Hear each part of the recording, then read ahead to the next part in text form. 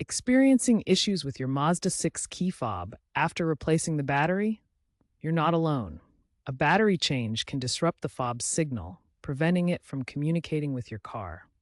The good news is, resyncing is usually a quick and easy process you can do yourself, potentially saving you a trip to the dealership. We'll walk you through the steps to get your fob working again in minutes. Remember to use a CR2025 or CR2032 lithium battery and ensure it's installed correctly, positive side up, to avoid common issues.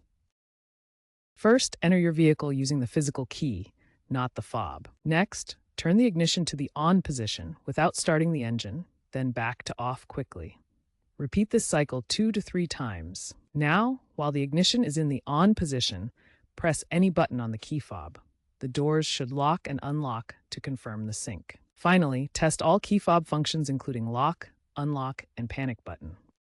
If the resync doesn't work, consult your owner's manual or visit a dealer, especially for older models before 2020. For 2023 and newer models, check for over-the-air software updates via the My Mazda app, as these can resolve syncing issues. If problems persist, the immobilizer module might need professional attention.